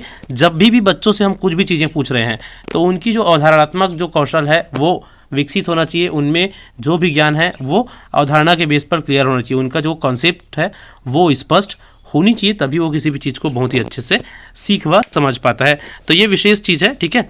बच्चों में अवधारणा की समझ होनी चाहिए किसी भी मुद्दों को लेकर, विशेषकर पर्यावरण के विभिन्न सिद्धांतों को लेकर, ठीक है। ये एक इंपॉर्टेंट पॉइंट देखते हैं हम, समझ या ज्ञान के निर्माण की चरण। देखो हमने क्या क्या देखा यहाँ पर, अगर आप देखेंगे सही गलत का सिद्धांत, अवधारणा, जानकारी और कौशल। तो यहाँ पर एक पॉइंट आता है समझ का निर्माण। किसी भी बच्चे में समझ या ज्ञान का निर्माण होने के कुछ विभिन्न चरण होते हैं। मतलब कोई भी समझ या कोई भी अवधारणा या कोई भी ज्ञान बच्चों में ना इन विभिन्न पॉइंट के माध्यम से ही आता है, ठीक है। देखिए ज्ञान निर्माण के ना 4 चरण होते हैं, ये आप याद रखिए, ये एग्जाम में आता पिछले बार। अनुभव, अवधारणा का बनना, अन्वेषण की विधि और सत्यापन प्रक्रिया। सबसे पहले ना बच्चा किसी भी चीज़ से रिलेटेड अपना अनुभव करता है, कोई भी नया चीज़ को जानता है ना। अब उस चीज़ का अनुभव कर लिया कि भाई ये चीज़ ऐसा है, अब उस चीज़ से रिलेटेड ना अपना अवधारणा बनाएगा कि भाई अब एक्सपीरियंस तो पहले किया वहाँ पर जाकर, उस चीज़ को देखा, अब उस चीज़ से रिलेटेड क्या करेगा, अपना अवधारणा बनाएगा कि ये चीज़ ऐसा है। अब उस अपने अवधारणा को लेकर वो क्या करेगा, खोजबीन करेगा, अन्वेषण का कार्य करेगा और सबसे अंत में क्या करेगा, उसका सत्यापन करेगा कि भाई जो कुछ भी जानकारी उसने इकट्ठा किया है, जो कुछ भी उसने जानकारी जुटाया है, वो एक्चुअल में सही है कि नहीं है। तो इस तरह से 4 अलग अलग चरणों से ज्ञान निर्माण या समझ निर्माण होता है। इस चारों पॉइंट को आप याद रखेंगे। इससे रिलेटेड क्या क्वेश्चन आया था वो देखो, ज्ञान निर्माण में निम्नलिखित में से किसकी आवश्यकता होती है। तो और ये पूछा गया था कि ज्ञान निर्माण में निम्नलिखित में से किसकी आवश्यकता होती है ना। तो सबसे पहले अनुभव, ठीक है, फिर अवधारणा का बनना, फिर अन्वेषण तथा सत्यापन करना। तो इन तीनों का आवश्यकता होती है। ऑप्शन नंबर डी इसका सही आंसर था। इसके बाद अगला पॉइंट है इसमें कौशल क्या है। कौशल मतलब क्या होता है, स्किल। किसी भी काम को करने की हम में एक स्पेशल क्वालिटी होती है या किसी में एक स्पेशल क्वालिटी होती है, उसको क्या बोलते हैं, कौशल बोलते हैं, है ना। कौशल मीन्स इंग्लिश में क्या बोला जाता है, स्किल बोला जाता है। कोई भी काम को करने का एक स्पेशल क्वालिटी, एक स्पेशल कला का होना। जैसे किसी को कोई ऐसा काम आता है जो सबको नहीं आता। कोई सिंगिंग में अच्छा है, कोई डांसिंग में अच्छा है, कोई खिलौने बनाने में अच्छा है, कोई मिट्टी के बर्तन बनाने में अच्छा है। ये सभी क्या है, कौशल है। कौशल हमको कैसे मिलती है, किसी भी काम को बार बार कर अभ्यास करने से उस काम में हमको कौशल या स्किल की प्राप्ति होती है, ठीक है। उसके बाद आगे देखो, भाषा की अगर हम कौशल की बात करें ना, तो भाषा कौशल 2 तरह से आता है। भाषा कौशल की अगर हम बात करें तो भाषा कौशल 2 तरह से आता है। एक होती है जन्मजात कौशल और एक होती है सीखी जाने वाली कौशल, है ना। मतलब कोई भी जो कौशल है, ठीक है, चाहे हम भाषा की ही बात करें या कोई और दूसरे की बात करें, कई बार ना कौशल दो तरह से हमको सीखने को मिलती है। एक जन्मजात कौशल होता है जो हमको जन्मजात ही कई कौशल मिलती है माता पिता से, अनुवांशिकी, और एक ऐसे कौशल होते हैं जिसको हम सीख लेते हैं आगे आकर, जिसमें हमको रुचि होती है। ठीक है, जन्मजात कौशल क्या होते हैं? अब देखो, जन्मजात कौशल की अगर हम बात करें तो देखो ये सारी चीज़ें तो ऐसे कौशल है जो जन्मजात होती है, हाथ पाँव हिलाना, चलना उठना बैठना, है ना। इसके अलावा कुछ बड़े ऐसे चीज़ें भी होती है, स्किल, जिसको हम जिनकी हमें जन्मजात विकास या विकसित होता है। बहुत सारे कौशल ऐसे होते हैं जो पेरेंट्स से अनुवांशिकी या जेनेटिकली बच्चों में होती है, वैसे कौशल को भी जन्मजात कौशल बोला जाता है। ठीक है, मतलब बिना कुछ एक्स्ट्रा प्रयास के बच्चा किसी चीज़ को करना स्टार्ट कर देता है। कोई बच्चा जन्मजात बहुत ही अच्छा सिंगर हो जाता है, वो उनकी जन्मजात कौशल कहलाएगा वो भी। ठीक है, और सीखी जाने वाली कौशल साइकिल चलाना, तैरना, भाषा सीखना इत्यादि। ठीक है, ये हो गए सीखी जाने वाली कौशल। तो इस तरह से ये 3 चैप्टर कंप्लीट हुए। अगर हम चैप्टर में चलते हैं, चैप्टर नंबर 4 में, जो कि है पर्यावरण अध्ययन का शिक्षा शास्त्र, पर्यावरण अध्ययन का शिक्षा शास्त्र। चलिए इसको देखते हैं। बेसिकली इसमें हम देखेंगे कि पर्यावरण अध्ययन में विज्ञान और सामाजिक विज्ञान का समावेश किस तरह से है, किस तरह से हम पर्यावरण में ना विज्ञान के बारे में भी पढ़ते हैं और सामाजिक विज्ञान के बारे में भी पढ़ते हैं। जैसे कि मैंने आप लोगों को बताया था कि कुछ समय पहले इसी क्लास में कि पर्यावरण में ना विज्ञान पढ़ते हैं और सामाजिक विज्ञान पढ़ते हैं। सामाजिक विज्ञान मतलब स्पेशली भूगोल या जियोग्राफी से रिलेटेड चीज़ें। ठीक है, कक्षा में सबसे पहले हम देख लेते हैं विज्ञान शिक्षण को। कक्षा में हम विज्ञान शिक्षण पर ध्यान दें ताकि बच्चों में उन क्षमताओं का विकास हो सके, तो उसे स्थापित मान्यताओं पर प्रश्न उठाने वाले संवेदनशील एक बेहतर इंसान जो अपनी ज़िंदगी को बदलने के लिए ज्ञान हासिल कर, मतलब कुल मिलाकर ये कि पर्यावरण में विज्ञान हम इसलिए पढ़ते हैं। देखो, विज्ञान को पढ़ा किस लिए जाता है? ताकि बच्चा ना तर्क वितर्क करना सीखे, समझे, किसी भी चीज़ को संवेदनशील हो, किसी भी चीज़ों के प्रति अपना खुद का एक विचारधारा स्थापित कर सके, है ना। तर्क वितर्क करने वाला बने, खुले दिमाग वाला बने, विचारों को व्यक्त करने वाला बने, सृजनशील बने, अपने आसपास की दुनिया का अवलोकन कर अपनी अवधारणाओं व तार्किक सूत्रों में पिरोने वाले और निष्कर्ष करने वाला इंसान बन सके। तो ये बेसिक कॉन्सेप्ट होता है बच्चे को विज्ञान शिक्षण कराने का। अगला पॉइंट है विज्ञान शिक्षण के बारे में सोचना। तो देखिए, अगर हम आलोचनात्मक दृष्टि से विज्ञान शिक्षण के बारे में सोचें तो हमें अपने आप से निम्न प्रश्न पूछने पड़ेंगे। ठीक है, क्या प्रश्न कि बच्चों की प्रकृति क्या है, कैसे है, किस तरह से बच्चे सीख सकते हैं किसी भी चीज़ को। ठीक है, तो विज्ञान देखिए बेसिकली हम इस चीज़ से रिलेटेड अगर बात करें तो पर्यावरण में विज्ञान शिक्षण एक बहुत ही ज़्यादा महत्वपूर्ण स्थान रखता है, क्योंकि विज्ञान से रिलेटेड जितने भी चीज़ें होती है उन सब चीज़ों का के विशेष पहलुओं का ही हम पर्यावरण में अध्ययन करते हैं, है ना। जैसे कि हम देखेंगे कि विज्ञान में बहुत सारे जीव जंतुओं का अध्ययन करते हैं, पर्यावरण में भी करते हैं, है ना। बहुत सारी जो प्राकृतिक क्रियाएं होती है उनका अध्ययन हम विज्ञान में करते हैं, तो पर्यावरण में भी उन सारी चीज़ों का ही अध्ययन हमको करने को मिलता है। तो पर्यावरण में थोड़ा सा अलग क्या है विज्ञान शिक्षण से के अलावा कि ना पर्यावरण में हम विज्ञान के साथ मानव समुदाय या जो भी पर्यावरण के विभिन्न घटक है, प्राकृतिक या मानवीय घटक, उनका संबंध देख लेते हैं कि किस तरह से विज्ञान से जो मानव समुदाय है वो सांस्कृतिक रूप से, आर्थिक रूप से या सामाजिक रूप से जुड़े हुए हैं। ठीक है, तो ये बेसिक कॉन्सेप्ट हो जाता है पर्यावरण में विज्ञान शिक्षण को समावेश करने का। एक और विशेष अगर हम चीज़ें कुछ देखें तो पर्यावरण शिक्षण में विज्ञान इसलिए पढ़ा जाता है ताकि ऐसा माहौल बने क्लास में जो बच्चों को उनके प्राकृतिक व्यवहार के निकटतम हो, बच्चों को खोजी प्रवृत्ति का बनाना, सक्रिय बनाना, चिंतनशील बनाना, सृजनशील बनाना, बच्चों की बुनियादी क्षमताओं का विकास करना। ठीक है, बच्चे जो जानते हैं उस ज्ञान को कक्षा में लाना, बच्चे जो जानते हैं उससे कुछ और जोड़ना उसमें। ठीक है, तो इस तरह से कुछ इंपॉर्टेंट फैक्टर्स, कुछ इंपॉर्टेंट पॉइंट्स है विज्ञान को पर्यावरण में शामिल करने का। ठीक है, विज्ञान से रिलेटेड अगर हम और आगे चीज़ें कि कक्षा में विज्ञान से रिलेटेड और कौन कौन से कार्य कराया जाना चाहिए, तो छात्रों में से बारीक अवलोकन करने को कहा जा सकता है, छात्रों से जानकारी या आंकड़े एकत्रित करने के लिए कहा जा सकता है, छात्रों को गणना कार्य दिया जा सकता है, छात्रों को सामान्यीकरण सिद्धांत व निष्कर्ष को पेश करने के अवसर प्रदान किए जा सकते हैं। ठीक है, परिकल्पनाओं को सही गलत ठहराने के लिए कहा जा सकता है। ऐसे बहुत सारी चीज़ें, अनुभव, विश्लेषण, संश्लेषण, ऐसे ग्रुप में बांट कर बच्चों को नए समूह बनाकर अलग अलग चीज़ों को किस तरह से किया जाना है, ये सभी चीज़ें विज्ञान शिक्षण के तहत पर्यावरण के अध्ययन क्लास में किया जा सकता है। अगला हम अगर देखें सामाजिक विज्ञान का, तो देखो सामाजिक विज्ञान को भी पर्यावरण से अलग नहीं किया जा सकता। ठीक है, सामाजिक विज्ञान में ना हम विभिन्न जो प्राकृतिक परिदृश्य होते हैं, विशेषकर भूगोल में, उसका अध्ययन करते हैं, है ना। उन्हीं सभी चीज़ों का अध्ययन हम ईवीएस या पर्यावरण में भी करते हैं, प्राकृतिक जो घटनाएं हैं या उनसे रिलेटेड चीज़ें हैं उन सब का। ठीक है, इनके साथ ही साथ हम पर्यावरण में क्या पढ़ते हैं, सामाजिक विज्ञान शिक्षण में ना जो समाज का जो अंतः संबंध है, मानवीय अंतः संबंधों का अध्ययन हम करते हैं, है ना। सिविक्स का एक चैप्टर होता है इसमें, उसमें उसी तरह से पर्यावरण में भी हमने जैसे कि सब पहले चैप्टर में देखा, पर्यावरण का दूसरा घटक है ना, मानवीय घटक में मानव का सामाजिक व सांस्कृतिक अंतःक्रिया व घटकों के बारे में जानते हैं। तो इस तरह से सामाजिक विज्ञान का भी एक स्पेशल समावेश पर्यावरण अध्ययन के क्लास में हमको देखने को मिलती है। सामाजिक विज्ञान में निहित विषयों की विषय वस्तु को किस रूप में प्रस्तुत किया जाए एक पर्यावरण के क्लास में, वो देखते हैं। तो देखो, सामाजिक विज्ञान में भूगोल, इतिहास, नागरिक शास्त्र, ये जो मैंने बता रहा था, और अर्थशास्त्र का समावेश होता है ना। तो सामाजिक विज्ञान के अंतर्गत समाज के विभिन्न सरोकार आते हैं, क्योंकि इसमें इतिहास, भूगोल, राजनीति विज्ञान और अर्थशास्त्र शामिल है। ये सभी सरोकार समाज से संबंधित है और किसी न किसी रूप में सामाजिक स्थिति बतलाते हैं, परंतु फिर भी इनमें बुनियादी फर्क है। मतलब कुल मिलाकर ये कहा जाए कि ये जितने भी विषय आपको दिख रहे हैं ना सामाजिक विज्ञान के, पर्यावरण में भी इनकी समावेश हमको देखने को मिलती है या इनका होना हमको देखने को मिलता है। इनसे रिलेटेड जितने भी महत्वपूर्ण बिंदु है उसको पर्यावरण की क्लास में भी हमें समावेश देखने को मिलता है। मतलब इस तरह से सामाजिक विज्ञान भी ना पर्यावरण से परे नहीं है, और पर्यावरण अध्ययन में हम सामाजिक विज्ञान से रिलेटेड कुछ मुद्दों को बहुत ही अच्छे से समझते हैं। ठीक है, कक्षा में शिक्षण कार्य, कक्षा मतलब जो हमारे क्लासरूम है वहाँ पर शिक्षा कार्य कैसा होना चाहिए, विशेषकर पर्यावरण के कक्षा में। ठीक है, तो जैसा कि हमने देखा कि विज्ञान, सामाजिक विज्ञान जैसे जो महत्वपूर्ण विषय है उसको हमको पर्यावरण के अध्ययन के अंतर्गत पढ़ना होता है। तो उनसे रिलेटेड जो एक्टिविटीज़, जो क्रियाकलाप, जो कौशल, जो अवधारणाएँ है उनको बच्चों के साथ साझा कर सकते हैं कक्षा में। हमारा शिक्षण कार्य ऐसा हो जो कॉन्सेप्चुअल बेस्ड हो, अवधारणा के ऊपर निर्भर हो, है ना, या अवधारणा के ऊपर अवधारणा बेस्ड हो। ठीक है, कौशल के ऊपर निर्भर हो, कौशल या स्किल रिलेटेड चीज़ें बच्चों को समझाया या सिखाया जाए, जितना ज़्यादा से ज़्यादा हो सके उनकी अवधारणाओं को गतिविधियों के माध्यम से विकसित करने का प्रयास किया जाए।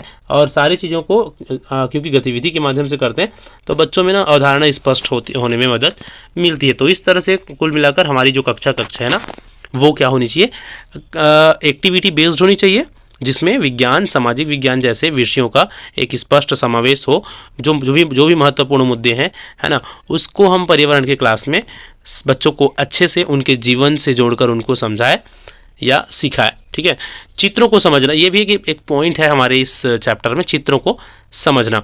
देखिए, चित्र ना बहुत कुछ बोलते हैं, और चित्रों को लेकर ना हमारी जो अवधारणा है वो और बच्चों की जो अवधारणा है वो, उसमें थोड़ा सा डिफरेंसेस हमको देखने को मिलता है। बच्चे अपनी नज़रिए से किसी भी चित्र को देखते हैं और बड़े अपनी नज़रिए से किसी भी चित्र को देखते हैं। तो यहाँ पर ना बच्चे और उनके द्वारा बनाया गया जो चित्र है वो क्या बोलती है, उनकी क्या अवधारणा होती है, उनकी क्या बेसिक मानसिकता होती है किसी भी चित्र को लेकर, वो थोड़ा सा समझते हैं। ठीक है, इनसे रिलेटेड क्वेश्चंस भी बने थे आपके पिछले साल के एग्ज़ाम में, याद रखिएगा। ठीक है, अगर आप लोग देखेंगे तो इनसे रिलेटेड कौन सा चित्र क्वेश्चन बना था आपके एग्जाम में, वो देखो, नक्शा से रिलेटेड चित्र बना था, जो ये भी हम आगे पढ़ने वाले हैं। सबसे पहले ये देख लेते हैं बच्चे के बनाए गए चित्र में।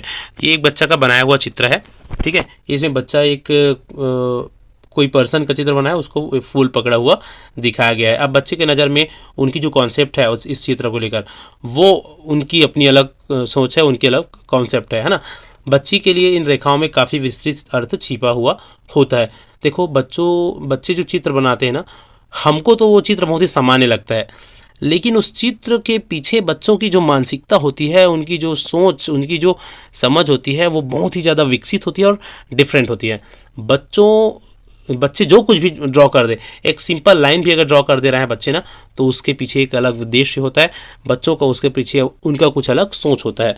ठीक है, तो बच्चों के बनाए हुए चित्र को इस रूप में हम समझ या देख सकते हैं। बच्चों के व्यू से अगर देखेंगे तो उनकी द्वारा बनाए गए चित्रों में हमको खासी चीज़ें या बहुत कुछ चीज़ें नज़र आती है। ठीक है, दिन रात ऋतु और समय के ज्ञान के बारे में अगर बच्चों की नॉलेज की बात करें तो ना बच्चों को इन सारी चीज़ों से रिलेटेड नॉलेज उतना ज़्यादा विकसित नहीं रहता। अगर हम प्राइमरी सेक्शन की अगर बात करते हैं तो दिन क्यों होती है, रात क्यों होता है, ऋतु परिवर्तन क्यों होते हैं, समय क्यों बदलते जाता है। तो एक शिक्षक को चाहिए कि सारी चीज़ों को एक बहुत ही अच्छे उदाहरण के माध्यम से बच्चों को समझाए, सिखाए कि किस तरह से दिन और रात होते हैं, किस तरह से हमारी जो पृथ्वी है ना, उसके बीच में जब चंद्रमा आती है, ठीक है, तो सूर्य ग्रहण हमको देखने को मिलता है, और दिन और रात की जो कॉन्सेप्ट है वो किस तरह से होती है। ठीक है, बच्चों को हर एक चीज़ों को इस तरह से एक्टिविटी बेस्ड पर समझाया। ठीक है, कि जो हमारा पृथ्वी है और ये सूर्य है, क्योंकि हमारा पृथ्वी घूमते रहता है तो जो हिस्सा सूर्य के सामने दिखेगा उस हिस्से में दिन रहता है, और जिस हिस्से में इस रोशनी की वजह से छाया पड़ गया वो वाला हिस्सा अंधेरा हो जाता है और उसको हम रात के रूप में जानते या समझते हैं। तो इस दिन और रात के कॉन्सेप्ट को बच्चों को अच्छे से समझाना और सिखाना पड़ता है, क्योंकि छोटे बच्चे इस कॉन्सेप्ट को नहीं समझे या सीखे रहते हैं। ठीक है, नक्शों को समझना। ठीक है, अगला पॉइंट है नक्शों को समझना। देखिए, नक्शों से रिलेटेड क्वेश्चन हमको पूछा गया था हमारे क्वेश्चन पिछले पेपर में। ठीक है, देखिए, बच्चों को इसलिए भी नक्शा पढ़ा रहे होते हैं क्योंकि उनमें उनके पाठ्यक्रम में है।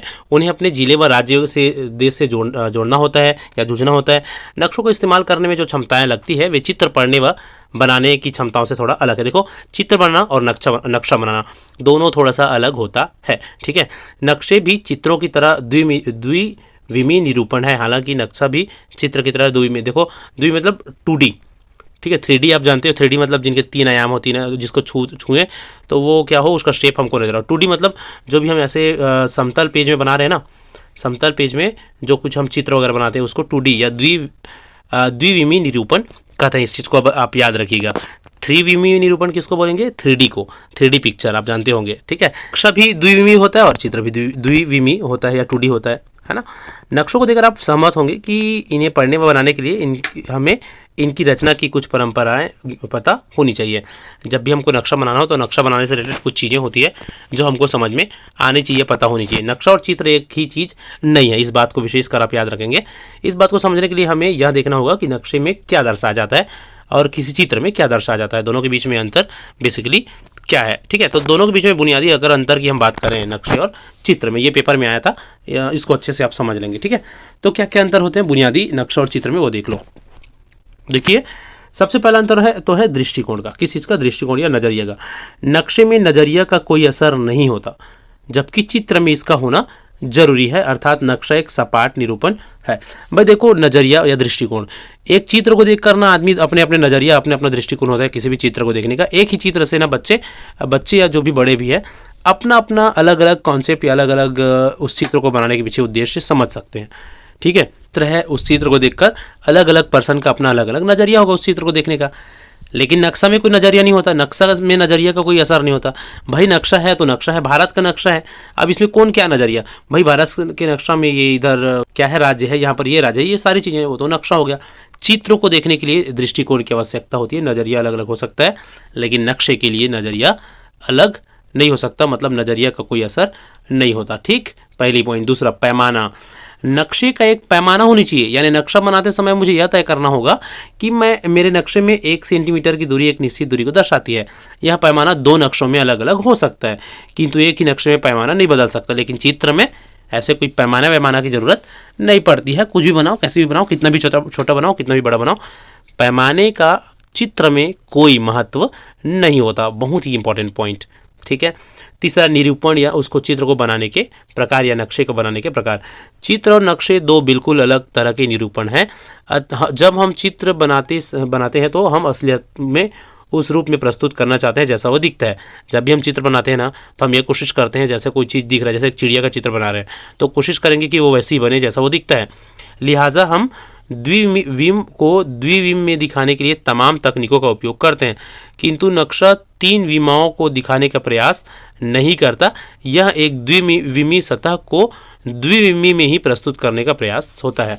मतलब चित्र हम जब बनाते हैं तो ये कोशिश होती है कि जो बनावट है उसको इतना अच्छे से बना सके कि वो बहुत ही अच्छे से और बिल्कुल वैसे ही दिखे जिनका वो चित्र है। तो कोशिश की जाती है कि उनको किसमें बनाने की भी कोशिश हो, द्विविम या त्रिविम में भी उसको बनाने, मतलब 3D में भी उनको दिखाने की कोशिश की जाती है। त्रिविम को द्विविम में दिखाने के लिए तमाम तकनीकों का उपयोग किया जाता है ना। मतलब नक्शा में ऐसा कुछ नहीं है, नक्शा में भी 2D निरूपण ही है नक्शा, है ना, द्विविमीय निरूपण है। किसी भी तरह से कोई ऐसा कोशिश नहीं किया जा सकता उसको 3D में या त्रिविमीय निरूपण उसका किया जाए। तो इस तरह से निरूपण के प्रकार को लेकर भी दोनों में अंतर पाई जाती है। चित्र को 3D में भी दिखाने का प्रयास किया जा सकता है या किया जाता है, जबकि नक्शे में ऐसा कुछ नहीं है। नक्शा सीधा सीधा एक सतह में बनाया जाता है, एक द्विविमीय निरूपण है। ठीक है, पेपर में ये आया था, नक्शा में निरूपण का प्रकार निम्न में से कौन होता है। तो नक्शा एक द्विविमीय निरूपण है, याद रखेंगे आप। कैसा निरूपण? द्विविमीय निरूपण, है ना। निम्न में से कौन सा अंतर नक्शे को अच्छी तरह से अलग करता है? दृष्टिकोण, पैमाना, निरूपण के प्रकार, तीनों इसको अंतर को अलग, तीनों दोनों को अलग करता है। तो ये क्वेश्चन आए थे, ठीक है। तो इस तरह से कुल मिलाकर बेसिक और इम्पॉर्टेंट टॉपिक इस चैप्टर का, ठीक है। अब हम चलते हैं चैप्टर नंबर 5 में। चैप्टर नंबर 5 में क्या है? पर्यावरण अध्ययन व कक्षा कक्ष की गतिविधि। गतिविधि ना किसी भी क्लास में बहुत ही ज़्यादा इंपॉर्टेंट होता है, जैसा कि आप सबको पता है। गतिविधि या एक्टिविटी के बेस पर ही किसी भी चीज़ों को या किसी भी कॉन्सेप्ट को बहुत ही अच्छे से समझाया जा सकता है आप सबको। लेकिन गतिविधियों को लेकर ना कुछ पुरानी अवधारणाएं भी है और कुछ नई अवधारणाएं। पुरानी अवधारणा क्या है कि ना, जो पुरानी अवधारणा ऐसा है कि गतिविधि केवल शारीरिक क्रियाकलाप है और इसका सीखने से कोई लेना देना नहीं है। थोड़ा सा बच्चों को टाइम पास कराने के लिए गतिविधि या खेल कूद करा दिए जाते हैं, जिससे बच्चों को थोड़ा सा स्फूर्ति मिले, फिर से वो अपने रट्टा वाली प्रक्रिया में, पढ़ने लिखने वाली प्रक्रिया में थोड़ा सा आ सके। तो इस तरह से पुरानी अवधारणा या वो होती है कि इसमें गतिविधि को लेकर, है ना, बच्चे गतिविधि को सिर्फ मजे के लिए करते हैं, टाइम पास के लिए करते हैं। लेकिन नया अवधारणा अगर हम देखें गतिविधि को लेकर, तो वो बिल्कुल भी अलग है। नई अवधारणा ये बोलती है कि गतिविधि सिर्फ टाइम पास के लिए और मजे के लिए नहीं है, बल्कि सीखने सिखाने की प्रक्रिया में एक अहम रोल अदा करती है गतिविधि या क्रियाकलाप। आजकल हर एक चीज़ें गतिविधि बेस्ड या एक्टिविटी बेस्ड हो गई है नए शिक्षा नीति के तहत, आप लोगों को पता होगा। गतिविधि की भी कुछ विशेषताएं क्या है? गतिविधि में मानसिक प्रयास भी शामिल है और इसका अर्थ कुछ याद करना भर नहीं है, असल में गतिविधि अनुभवों से सीखने की प्रक्रिया है ना। गतिविधि के प्रति दिलचस्प होती है। बच्चा अकेले करे या समूह में, गतिविधि बच्चों को सक्रिय भागीदारी को सुनिश्चित करती है, आप लोगों को पता होना चाहिए, है ना। गतिविधि बच्चों की सक्रिय भागीदारी को सुनिश्चित करती है। गतिविधि में भौतिक वस्तुओं के साथ काम करना व उनके अलावा वैचारिक स्तर पर किए जाने वाले क्रियाकलाप भी शामिल होते हैं। गतिविधि उत्सुकता जगाती है। गतिविधि में चुनौती का तत्व शामिल होता है। गतिविधि इस तरह से कुल मिलाकर अगर हम देखें ना, बहुत ही ज़्यादा इंपॉर्टेंट होता है गतिविधि। बहुत सारी चीज़ें गतिविधि से सीखने को मिलती है बच्चों को। और नई शिक्षा नीति के तहत तो गतिविधि बेस्ड, एक्टिविटी बेस्ड अध्ययन को बहुत ही ज़्यादा जोर दिया जा रहा है, क्योंकि अब सबको पता है कि गतिविधि या एक्टिविटी से जो सीखी हुई चीज़ें होती है वो एक लॉन्ग टर्म के लिए सीखते हैं बच्चे उसको, यह अवधारणा बेस्ड होता है और उसको बच्चे नहीं भूलते और बहुत अच्छे से सीखते हैं, ठीक है। तो यह जरूर एक आखिरी पॉइंट और इसमें यह जरूरी है कि शिक्षा के रूप में शिक्षा की भागीदारी न्यूनतम, अच्छा, वर्तमान समय में शिक्षा की भागीदारी को न्यूनतम कर एक मार्गदर्शक के रूप में ही रख दिया गया है और बच्चों को गतिविधि के माध्यम से स्वयं करके सीखने पर ज़्यादा जोर दिया जाता है। क्षेत्र भ्रमण की अगर हम बात करें तो देखो, क्षेत्र भ्रमण बहुत ज़रूरी होता है किसी भी चीज़ों का जीवंत परिचय के लिए। अगर हम बच्चों को कुछ पढ़ा रहे हैं और उनसे रिलेटेड उन चीज़ को हम दिखा नहीं रहे हैं, सिर्फ पढ़ाते जा रहे हैं पुस्तक की ज्ञान तक, तो बच्चा उस चीज़ को कितना सीखेगा बताओ। तो क्षेत्र भ्रमण जो होती है ना, वो बहुत ही ज़्यादा फ़ायदेमंद होता है बच्चों को किसी भी चीज़ को सीखने में। किसी भी चीज़ को जब सिखा रहे हो तो बच्चे को उस जगह में लाकर भ्रमण करवा दो, उनसे बच्चा बहुत ही अच्छे से सीखता है।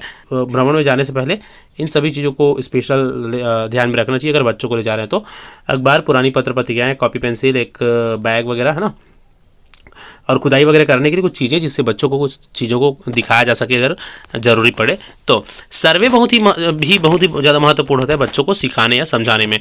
किसी भी चीज़ों का सर्वे करना, उनसे एक स्पेशल कुछ हमको कॉन्सेप्ट या अवधारणा पता चलता है, कुछ ऐसे चीज़ों का पता चलता है जिनसे उस चीज़ों से रिलेटेड अगर कोई समस्या है तो उसका समाधान किया जा सके, है ना। जब किसी भी, स्पेशली अगर हम बात करें सामाजिक सर्वे का, तो जब सर्वे किया जाता है तभी हमको पता चलता है कि कौन सी स्थिति में समाज, परिवार या जो भी व्यवस्था है वहाँ है ना, और उसके हिसाब से फिर व्यवस्था किया जा सकता है।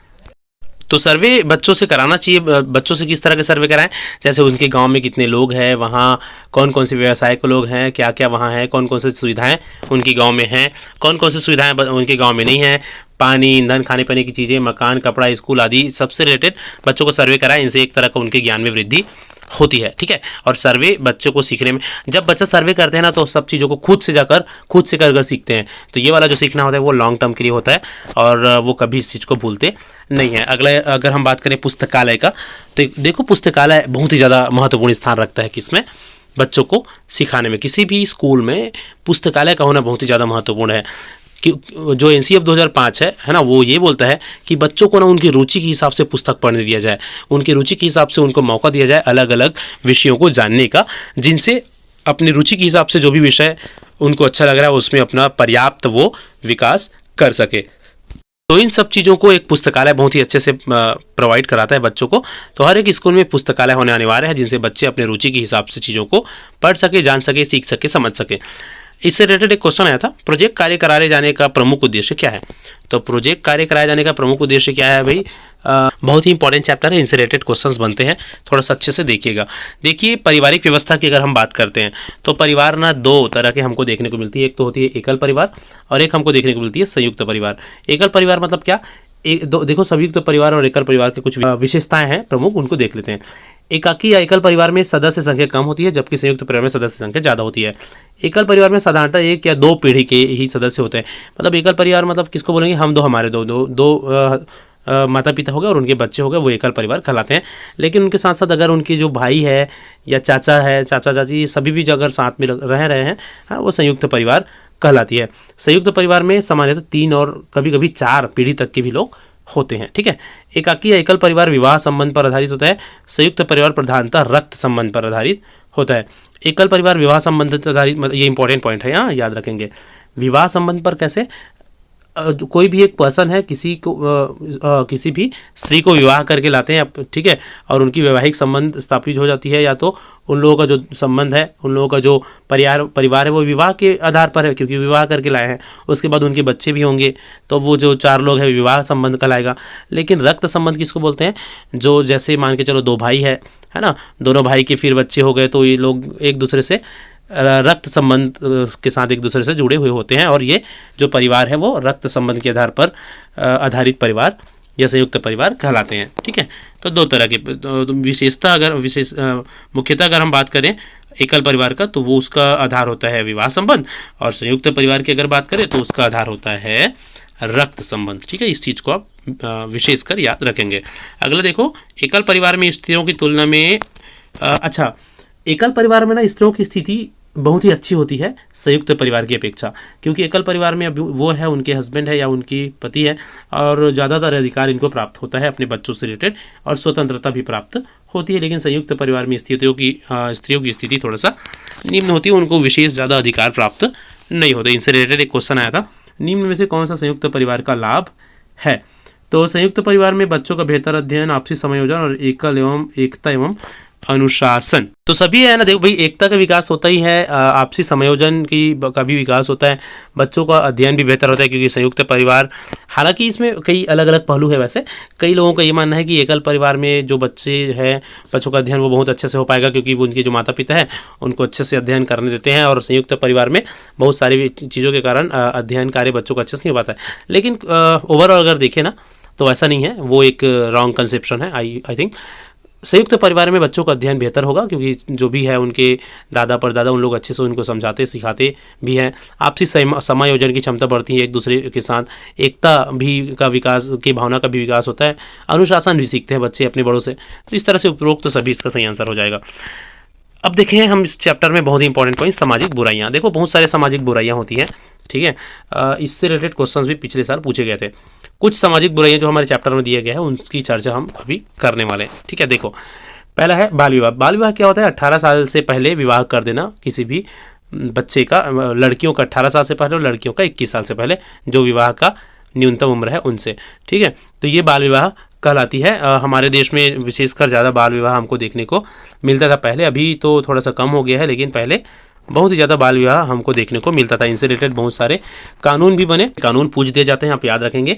इस अधिनियम से किसी के बच्चे होने, अर्थात किसी आयु तक उस बच्चे के श्रेणी में आएगा के लिए परिभाषित है। मतलब 18 साल और 21 साल है ना, लड़की के लिए 18 साल, लड़कों के लिए 21 साल से अगर कम उम्र में शादी होता है बाल विवाह कहलाएगा। अब इनमें कुछ प्रावधान भी है। क्या क्या प्रावधान है, अगर बाल विवाह कोई कर रहे हैं ना, तो दोषी पाए गए व्यक्ति को 2 साल की सजा और 1 लाख तक का जुर्माना दिया जा सकता है। इस कानून के अनुसार इस तरह के विवाह से जन्म लेने वाले किसी भी बच्चे को या गर्भधारण को वैध माना जाएगा। देखिए भाई, हालांकि देखो ये जो बाल विवाह है वो क्या है, अवैध है, कानूनी रूप से बाल विवाह नहीं किया जाना चाहिए। लेकिन अगर बाल विवाह हो जाता है और उनके जो बच्चे जन्म होते हैं, तो ऐसा नहीं कि उनको अवैध माना जाएगा, ठीक है, बल्कि उन बच्चों को वैध माना जाएगा। हालांकि वो विवाह अवैध था, लेकिन जो गर्भधारणीय बच्चे हैं वो वैध है। ठीक है, अतः भारत में बाल विवाह निषेध कानून भी बना है, वो बाल विवाह निषेध कानून 2006, ये याद रखेंगे। बाल विवाह के निषेध के लिए 2006 में कानून बनाया गया था। और उनसे पहले ना 1928 में एक और कानून बनाया गया था बाल विवाह को रोकने से संबंधित, जिसको शारदा एक्ट बोला जाता है। वो बनाया गया था 1928 में, और उनको पारित किया गया था 29 में, ये विशेषकर आप याद रखेंगे, ठीक है। शारदा एक्ट अगर पूछे तो 1928 लगाना, बाल विवाह निषेध अधिनियम बोले तो 2006 लगाना, ठीक है।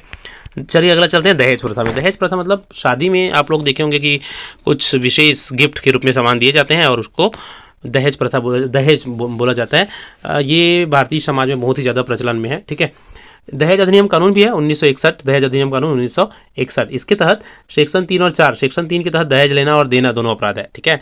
और 15,000 तक के जुर्माने, 5 साल तक का सजा इसमें हो सकता है। वहीं सेक्शन 4 का क्या कहता है कि दहेज की मांग करने पर 6 महीने से 2 साल तक की सजा हो सकती है। ये हो गया दहेज प्रथा या उनसे रिलेटेड अधिनियम। अगला है बाल श्रम। बाल श्रम मतलब 14 साल से कम उम्र को किसी भी तरह के काम में लगाना, अधिनियम 1986 के अनुसार। ये क्या है? कानूनी अपराध है 14 साल से कम उम्र के बच्चों को, ठीक है। चोरी करना से संबंधित धारा 379 के तहत परिभाषित किया गया इसको भारतीय दंड संहिता में। चोरी के अपराध की सजा या तो एक समय के लिए कारावास है या 3 साल तक हो सकती है और जुर्माना भी इसमें हो सकता है।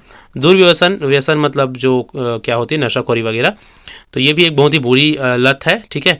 इसके तहत धारा 27 के तहत एक अपराध है और 1 साल तक की सजा इसमें हो सकती है, ठीक है। इलाज के लिए स्वयं सेवा नशेड़ी अधिनियम के धारा 64 के तहत उन्मुक्ति मिलती है। तो ये भी जो पॉइंट है ना अधिनियम वाला, वो याद रखिए। पिछले साल अधिनियम आया पूछा गया था, ठीक है। और क्या पूछा गया था? भारत में बाल विवाह अधिनियम निषेध किस वर्ष लागू किया गया? तो हमने ऊपर पढ़ा बाल विवाह निषेध अधिनियम 2006 हमने यहाँ पर पढ़ा था। अगर आप लोग यहाँ पर देखेंगे तो है ना, 2006 में बाल विवाह निषेध अधिनियम कानून पारित किया गया था, ठीक है। एक और आया था क्वेश्चन, समाज में नशाखोरी फैलने का कारण कौन सा है? कौन सा कारण नहीं है बोला गया है ना। तो शिक्षा की कमी तो है, ये बिक्री भी है, ये भी है। नशा मुक्ति केंद्र नहीं है भाई कारण, नशा मुक्ति केंद्र है तो नशा फैलेगा ऐसा थोड़ी है ना। तो ये ऑप्शन नंबर डी इसका सही आंसर था। अगला है चैप्टर नंबर 7 को देखिए, अपने शरीर की देखभाल। देखो इसमें ना मुख्य रूप से हमें बीमारियों के से संबंधित और अपने शरीर से संबंधित चीज़ों को पढ़ना है, हमारे सिलेबस में ये है। तो और उनसे रिलेटेड क्वेश्चन पूछे भी गए थे, ठीक है। तो देखो अपने शरीर का देखभाल करना बहुत ही जरूरी होता है किसी भी पर्सन के लिए। हमारी शारीरिक हो या बाय है, हमारे बॉडी पार्ट्स हो, सबको स्वस्थ रखना या देखभाल करते रहना जरूरी है। इसके लिए हमको क्या करना चाहिए? इसके लिए हमको निरंतर व्यायाम करते रहना चाहिए, अच्छे अच्छे खाने खाना चाहिए, पोषक तत्वों को लेते रहना चाहिए, ठीक है। और जो भी अच्छी चीज़ें हमारे लाइफ स्टाइल में हम ला सके उसको लाना चाहिए। हमारे शरीर के आंतरिक एवं बाह्य अंगों की सफाई के विभिन्न तरीके। बाह्य अंगों में बाल, आँखों, मुंह, हाथ, पैर आदि। आंतरिक अंगों में कंकाल, पाचन तंत्र, हृदय, फेफड़ा, गुर्दा, मस्तिष्क आते हैं, ठीक है। तो इन सब का साफ सफाई रखना या इन सब का विशेष ध्यान रखना बहुत ही ज़्यादा जरूरी है। आंतरिक तंत्रों की सामान्य जानकारी अब देखते जाते हैं, जल्दी से सारे आंतरिक तंत्रों के बारे में देखेंगे, ठीक है। देखिए मानव पाचन तंत्र के विभिन्न अंगों का इस प्रकार का क्रम इस प्रकार है। मुंह, पाचन तंत्र को देखते हैं, ठीक है। मुंह से हम जब खाना खाते हैं तो क्या होता है, हमारी जो खाना है वो हमारी लार ग्रंथियों में, लार के द्वारा या यकृत और अग्नाशय के द्वारा, ये तीनों से पाचन तंत्र से जुड़ी ग्रंथियां है ना, लार ग्रंथि, यकृत और अग्नाशय। पाचन की मुख्य रूप से जो क्रिया होती है इन तीनों में होती है, ठीक है। पाचन प्रक्रिया में एंजाइम महत्वपूर्ण भूमिका निभाते हैं और पाचन की क्रिया मुंह से शुरू होकर कहाँ तक चलती है? छोटी आंत तक चलती है ना, याद रखेंगे। पाचन की प्रक्रिया मुंह से लेकर छोटी आंत तक चलती है। अब कुछ प्रमुख आंतरिक अंग देख लेते हैं मानव के।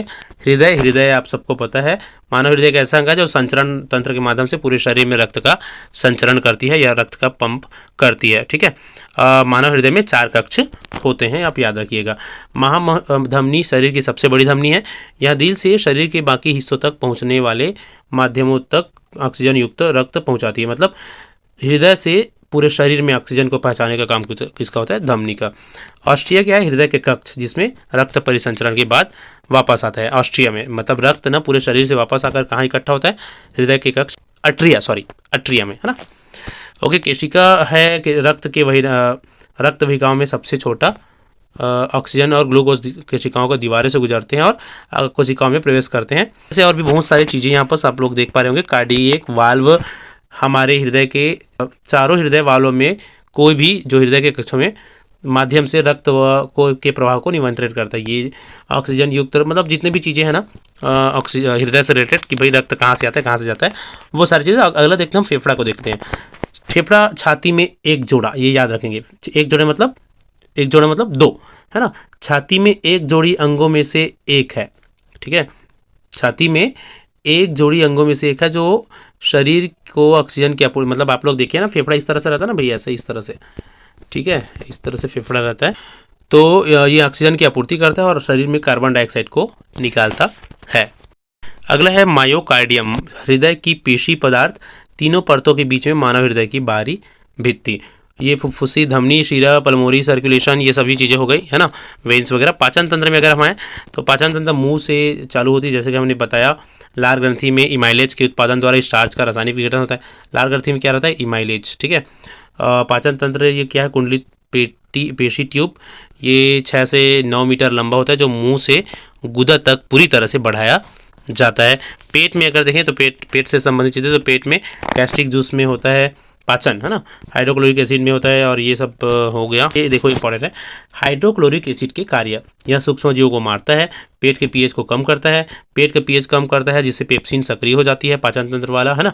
और पेट में अम्ल और भोजन का मिश्रण चाइम पेट से निकलकर छोटी आंत में प्रवेश करती है।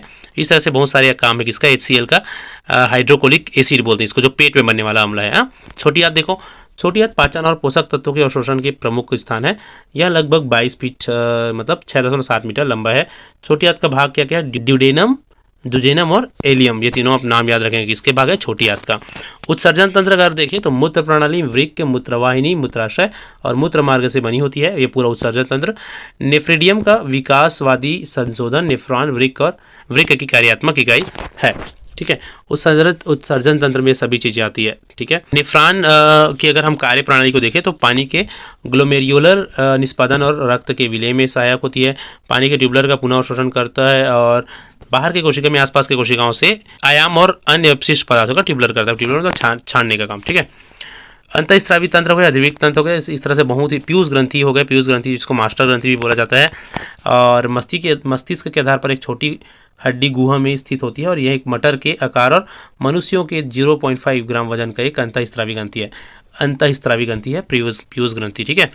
ये पीयूष ग्रंथि के ऊपर ना हमारा विकास, रक्तचाप, यौन अंगों के कार्य, उपापचय, गर्भावस्था, ये सभी निर्भर करता है। ठीक है। थायराइड हमारे गले में पाया जाता है ना। थायराइड ग्रंथि केवल थायराइड शरीर में सबसे बड़ी सबसे बड़ा अंतःस्रावी ग्रंथि थायराइड ग्रंथि है, याद रखना, आंतरिक गर्दन में पाया जाता है। अग्नाशय क्या है? पाचन तंत्र और कशेरुक के अंतःक्रिया तंत्र का एक ग्रंथि है। मनुष्यों के यह पेट के पीछे उदर गुहा में होता है अग्नाशय। ठीक है। इसमें कई महत्वपूर्ण हार्मोन का उत्पादन होता है, इंसुलिन, ग्लाइकोजन, ये देख लो, इंसुलिन, ग्लाइकोजन, ठीक है, सोमेटोस्टिन, ये सभी अग्नाशय से उत्पन्न होने वाले हार्मोन है।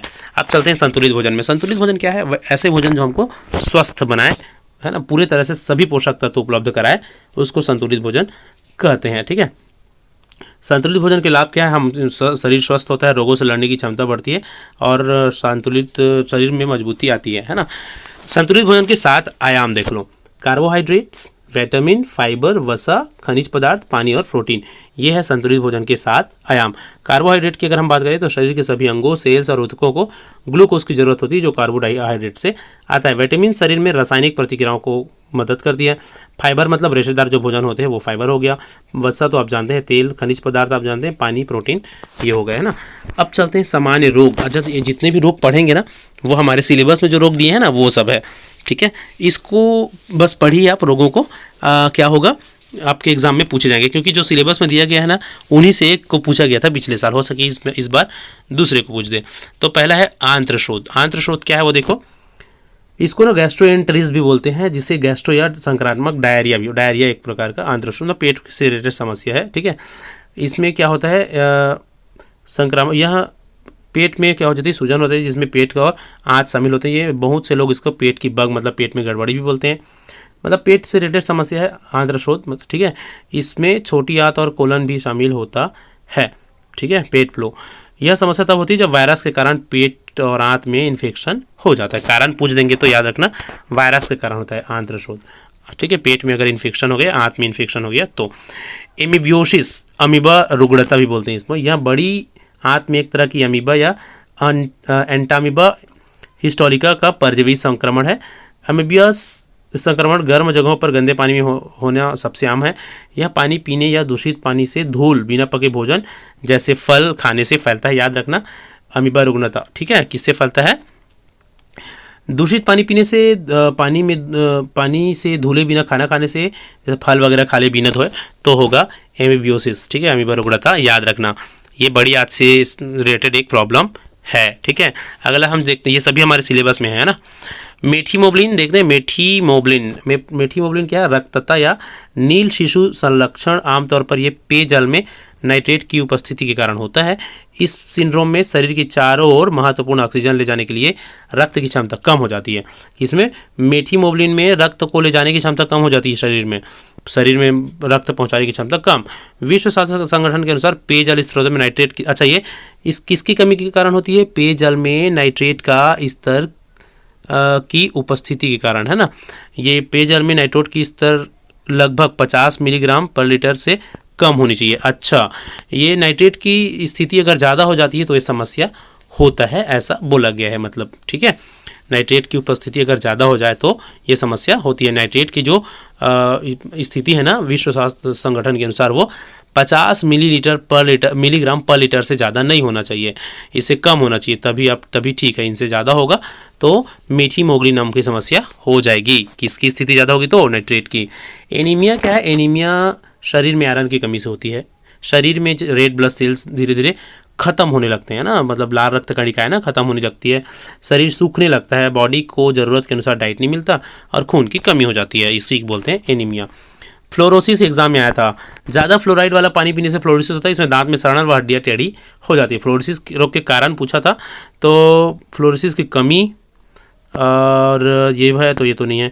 फ्लोरोसिस की अनुपस्थिति और फ्लोरोसिस की अधिकता, तो सी इसका सही आंसर था। फ्लोरोसिस की अधिकता के कारण फ्लोरोसिस रोग होता है।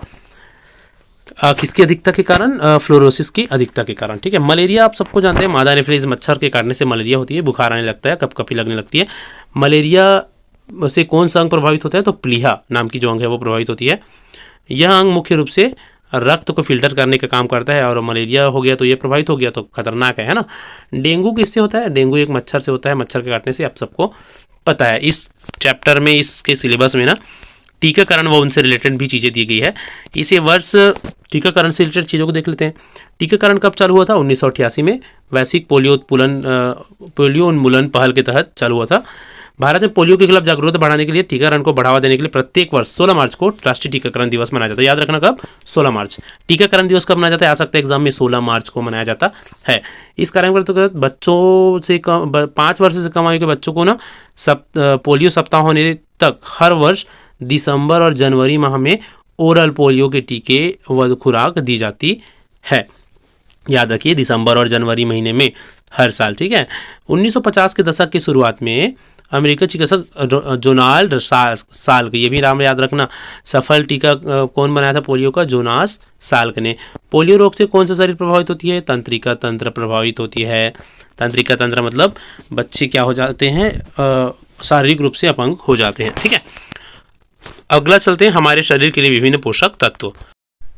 हमारे शरीर में मुख्य पोषक तत्व कौन कौन से? कार्बोहाइड्रेट है, वसा है, प्रोटीन, विटामिन और खनिज लवण है ना। हमारे भोजन में पाए जाने वाले मुख्य कार्बोहाइड्रेट है मंड तथा शर्करा। कार्बोहाइड्रेट मुख्य रूप से हमारे शरीर में ऊर्जा प्रदान करती है, वसा से भी ऊर्जा मिलता है। अच्छा, मतलब किससे क्या क्या मिलता है वो देखो। प्रोटीन की आवश्यकता शरीर को वृद्धि करने के लिए होती है।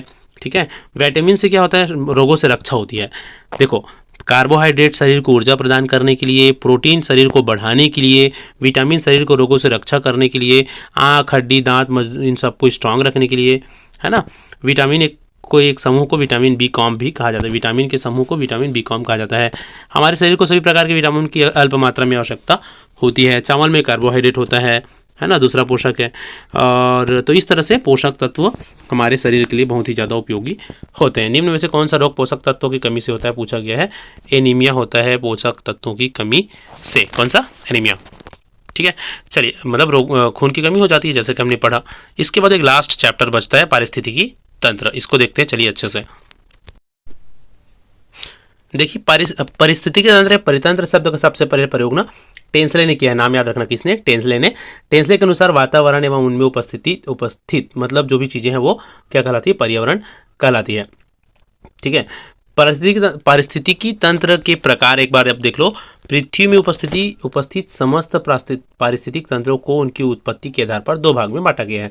एक होता है प्राकृतिक परितंत्र और दूसरा होता है प्राकृतिक परितंत्र और कृत्रिम परितंत्र। ठीक है। पहले प्राकृतिक परितंत्र को देख लेते हैं। प्राकृतिक रूप से अपने आप बढ़ाने तथा नियंत्रित होने वाले परितंत्र को प्राकृतिक परितंत्र कहते हैं। इसके विकास में मनुष्य का दखल नहीं के बराबर होता है।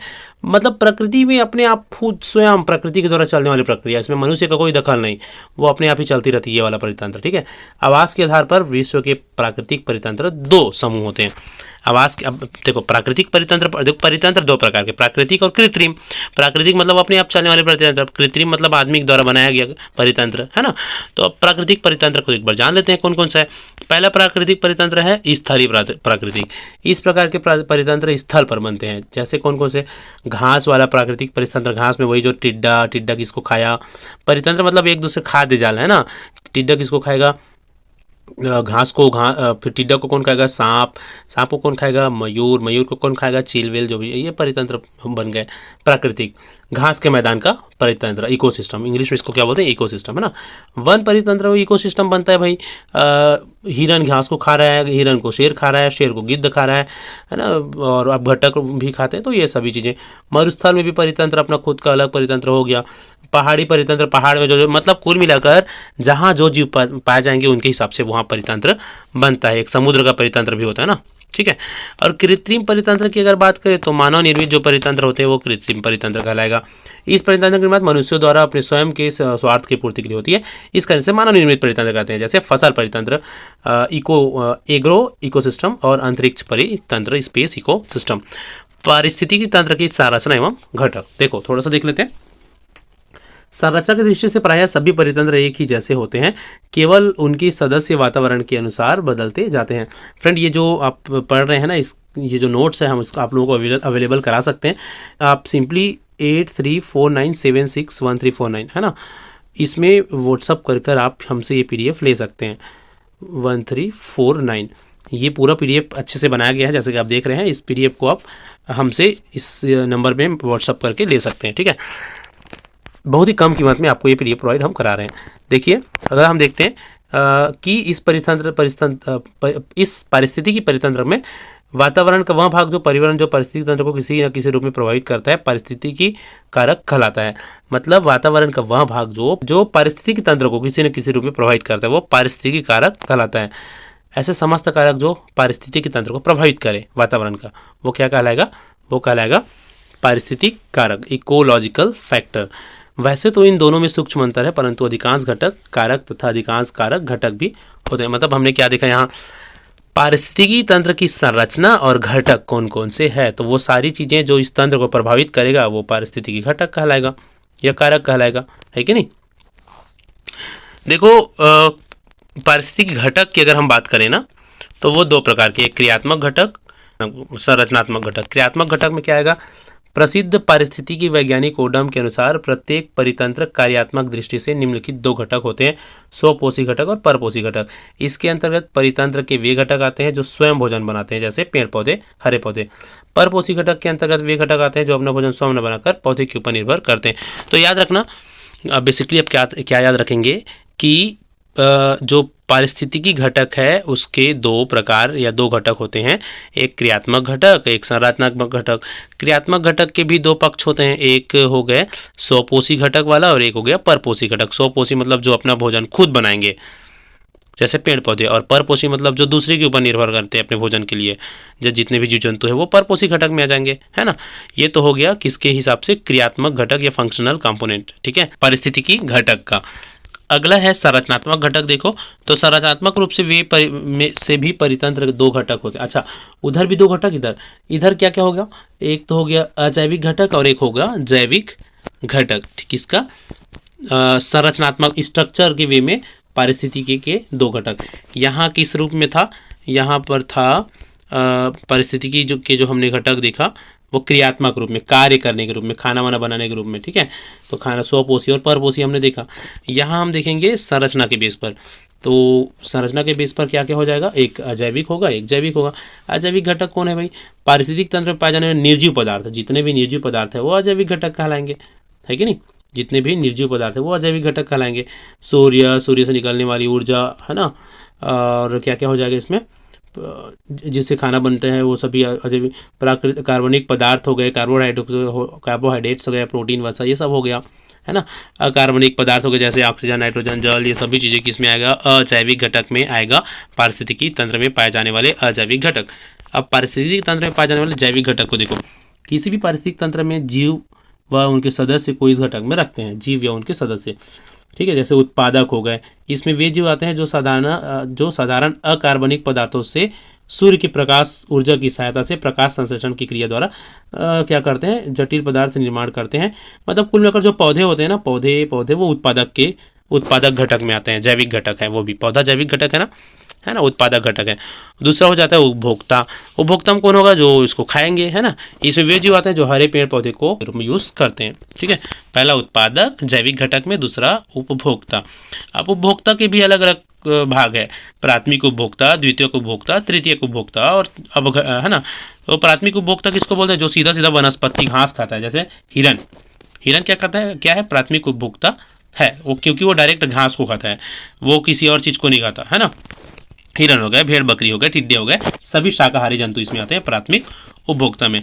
द्वितीयक उपभोक्ता किसको बोलेंगे, जो इन लोगों को ऊपर वाले प्राथमिक उपभोक्ता को जो खाते हैं, है ना, जैसे भेड़, मोर, श्रृंगार, लोमड़ी, इन सब द्वितीयक उपभोक्ता में आ जाएंगे। तृतीयक उपभोक्ता किसको बोलेंगे, जो द्वितीयक उपभोक्ता को खाते हैं, जैसे इसमें क्या आ गया, सांप आ गया, शेर आ गया, बाघ, चीता। अब उसके बाद आते हैं अपघटक। अपघटक किसको बोलते हैं, अब इस वर्ग में मुख्य रूप से जीवाणु तथा कवकों को रखा जाता है, जो मरे हुए चीज़ों को, है ना, मरे हुए उत्पादक हो या उपभोक्ता हो, उन सबको सड़ाकर साधारण भौतिक तत्वों में मिला देते हैं, मतलब मिट्टी में मिला देते हैं, खा जाते हैं, ठीक है, और वातावरण में मिला देते हैं, जिन्हें पुनः हरे पौधे अवशोषित कर लेते हैं और सूर्य के प्रकाश से भोजन के रूप में परिवर्तित कर देते हैं। इस पौधे को प्राथमिक उपभोक्ता खाते हैं, इन पौधों को प्राथमिक उपभोक्ता खाते हैं, और इस तरह से ये पूरा प्रक्रिया एक दूसरे के ऊपर चलती रहती है, ठीक है। पारिस्थितिक तंत्र की विशेषता की अगर हम बात करें तो पारिस्थितिकी तंत्र संरचित एवं सुसंगठित तंत्र होता है। पारिस्थितिकी तंत्र जीव मंडल में एक सुनिश्चित क्षेत्र धारण करता है। पारिस्थितिक तंत्र प्राकृतिक संसाधन होते हैं। इनसे क्वेश्चन भी पूछा गया था, देखो, घास, टिड्डा, मेघा की कौन सा श्रृंखला का उदाहरण है ना, तो ये हो जाए। हमको इस नंबर पे व्हाट्सअप करके PDF हमसे परचेस कर सकते हैं 8349761349। चलिए, तो फिर इस महामैराथन क्लास का यहाँ पर होता है समापन, और पूरे चैप्टर हमने पढ़ लिया इस EVS क्लास का। इसके बाद हम ना प्रैक्टिस क्वेश्चंस आप लोगों को कराएंगे, ठीक है। हम मिलते हैं नेक्स्ट वीडियो में एक और इन्फॉर्मेटिव वीडियो के साथ।